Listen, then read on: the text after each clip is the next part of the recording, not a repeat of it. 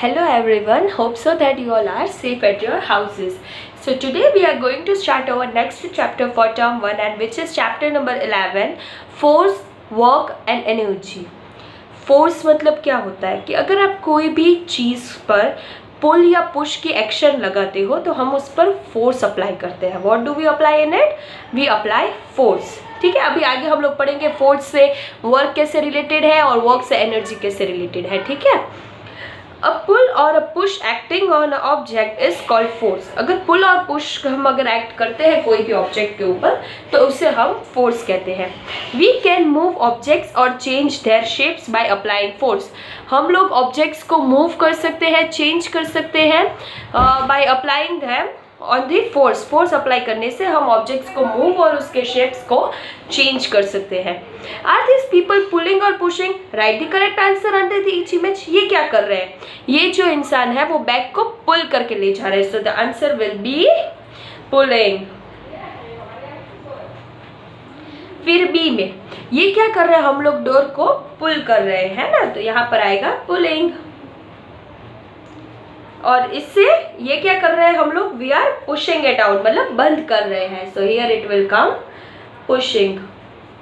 ये जो इंसान है वो ये जो काट है उसे क्या कर रहा है? उसे पुश कर रहा है.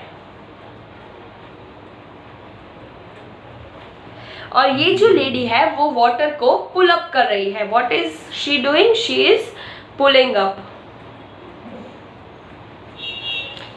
सो अभी हम लोग इस चैप्टर के अंदर स्टडी करेंगे टाइप्स ऑफ फोर्सेस. फोर्सेस के कौन कौन से टाइप है. ठीक है, फोर्स में cause an object to start और स्टॉप. फोर्स जो है वो रीज़न है किसी भी ऑब्जेक्ट को स्टार्ट होने में, स्टॉप होने में, उसके चेंज होने में, उसकी पोजीशन का चेंज होना, वो कौन सी डायरेक्शन में मूव कर रहा है, कितनी स्पीड ज़्यादा है, कम है, शेप में चेंज होना, ये सारी चीज़ें रिस्पॉन्सिबल होती है बिकॉज ऑफ द फोर्स. यहाँ पर आप पोजीशन को अंडरलाइन कर लीजिएगा, डायरेक्शन को कर लीजिएगा, इंक्रीज डिक्रीज को अंडरलाइन कर लीजिएगा. ये आपके हार्ड वर्ड्स होंगे. ठीक है, फिर आता है कि in nature there are two types of the forces. हमारे नेचर में कितने टाइप्स के फोर्सेस होते हैं? दो टाइप के, ग्रेविटी एंड फ्रिक्शन. दो टाइप के फोर्सेस है, ग्रेविटी है और फ्रिक्शन है. ग्रेविटी मतलब कि ग्राउंड की अपनी एक एनर्जी होती है जो सारी चीज़ें अपनी तरफ पुल करती है. क्या करती है? वो सारी चीज़ें अपनी तरफ पुल आउट करती है, जिसे हम ग्रेविटेशनल फोर्स कहते हैं. What do we call it? We call it as a gravitational force. वही हम लोग इस चीज़ के अंदर पढ़ेंगे. What happens when we throw a ball up into the air?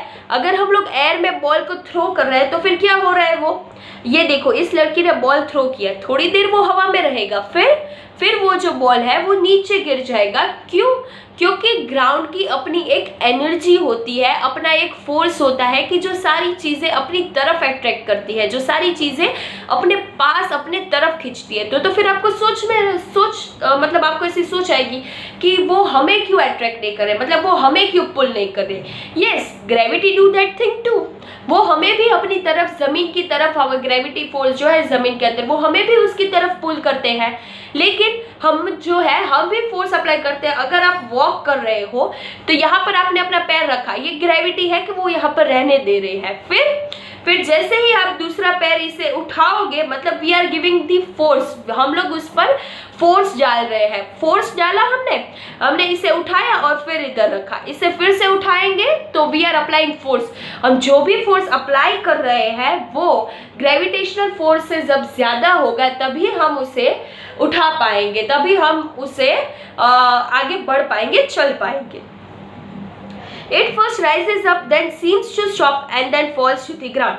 Ball का क्या होगा? हमने जैसे ही थ्रो किया वो क्या होगी? फर्स्ट ऑफ ऑल वो ऊपर जाएगी, थोड़ी देर ऊपर, मतलब it seems to be for a second और अ फ्रैक्शन ऑफ सेकेंड्स वो वहाँ पर स्टॉप होगी और फिर वो ग्राउंड में फॉल हो जाएगी, मतलब कि वो गिर जाएगी. Why does it keep going upwards? क्यों ऐसा नहीं हो रहा है कि हमने एक बार जैसे बॉल को थ्रो किया तो वो ऊपर ही ऊपर रहे? Does it happens? नो, ये चीज़ें तो नहीं होती. This is because of the force of gravity, ये क्यों हो रहा है? क्योंकि ग्रेविटी फोर्स है, मतलब कि ग्रेविटी फोर्स है, मतलब कि जो जमीन है हमारी वो फोर्स अप्लाई कर रही है, वो अपनी तरफ सारी चीजों को खींच रही है। The force that pools objects downwards towards the centre of the earth is called gravity. Gravity को अंडरलाइन कर लीजिएगा। मतलब ये क्या हुआ कि ये ऐसा फोर्स है कि जो सारी चीजों को अपनी तरफ अट्रैक्ट करता है, मतलब कि खींचता है सारी चीजें अपनी तरफ। When you throw a ball up, you throw it with a lot of force, more than the force of the gravity. हम जब भी बॉल को थ्रो करते हैं तब हम ग्रेविटेशनल फोर्स से ज्यादा फोर्स में थ्रो करते हैं। जैसे ही हमारा फोर्स खत्म होने आ जाता है वैसे ही वो बॉल नीचे की तरफ आ जाती है। सो इट राइजेस, हमने ग्रेविटी से ज्यादा फोर्स दिया तो वो ऊपर गई। As the ball moves up, वो अपना फोर्स खोती जाती है, और जैसे ही वो खो जाती है तो ग्रेविटी अपने एक्शन में आ जाती है। ग्रेविटी जो है वो अपना फोर्स लगा देती है, क्योंकि जब आपका फोर्स कम हो गया तो फिर कौन सा फोर्स लगेगा? ग्रेविटी का force. Similarly leaves and ripe fruits always fall on the ground due to the force of the gravity unless they are plucked. अगर हम कोई फ्रूट्स या उन्हें प्लक करते हैं तो वो हम ले लेंगे, लेकिन अगर हम उन्हें प्लक नहीं कर रहे हैं तो फिर वो अपने आप नीचे गिरेंगे। क्यों नीचे गिरेंगे, क्यों हवा में नहीं रहेंगे? क्योंकि वहां पर है ग्रेविटेशनल फोर्स। एम आई राइट? अभी बात करते हैं हम लोग फ्रिक्शन की। तो जब भी when a bottle top is pushed across a table, it stops after moving a certain distance. अगर आप कोई भी बॉटल का टॉप ले लीजिए, मतलब एक ढक्कन ले लीजिए और एक टेबल पर, आपके घर पे जो भी टेबल हो वहां पर उस ढक्कन को रखकर उसे ऐसे पुश करिए, वो थोड़े दूर तक जाएगा फिर अपने आप रुक जाएगा। क्यों वो रुक रहा है? Due to friction. फ्रिक्शन नहीं होता है तो फिर कोई भी चीज रुकेगी नहीं, एक बार स्टार्ट हो जाए ना तो।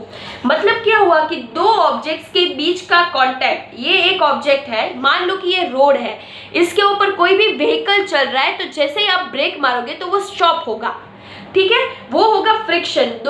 दो चीजों के बीच का जो एक्शन लगती है, बीच में जो कांटेक्ट होते हैं उसे हम फ्रिक्शन कहते हैं, और वहां पर जो फोर्स प्रोड्यूस होता है उसे फ्रिक्शन कहते हैं। The force that is present between two objects are in contact with each other, मतलब कि दो चीजों के बीच का जो कांटेक्ट होता है वो क्या करते हैं? एक की मूवमेंट को स्टॉप कर देता है दूसरे के खिलाफ। इस वजह से इसे हम कहते हैं friction. What do we call it? We call it as a friction. Friction को अंडरलाइन कर लीजिएगा, ये आपका हार्ड वर्ड होगा, ठीक है? तो ये होता है फ्रिक्शन। फिर हम लोग देखेंगे फ्रिक्शन के बारे में। As a result the moving objects either slows down और स्टॉप्स मूविंग। ये लड़का जो है वो उसने वही किया, एक बॉटल के टॉप को वहां से टेबल पर ऐसे किया, वो पहले धीरे धीरे स्लो डाउन होगा and then it will stop moving. If there is no friction anything that starts moving will never stop. जैसे मैंने आपको बताया कि अगर फ्रिक्शन नहीं होगा तो जो भी चीज एक बार शुरू हो गई है वो रुकेगी नहीं। So force of friction is essential, मतलब कि फ्रिक्शन का फोर्स है वो एसेंशियल है। एसेंशियल मतलब कि जरूरी है। एसेंशियल को अंडरलाइन कर लीजिएगा। However if there is too much friction nothing will move. और अगर बहुत ज्यादा फ्रिक्शन हो गया ना तो कोई भी चीज मूव ही नहीं करेगी।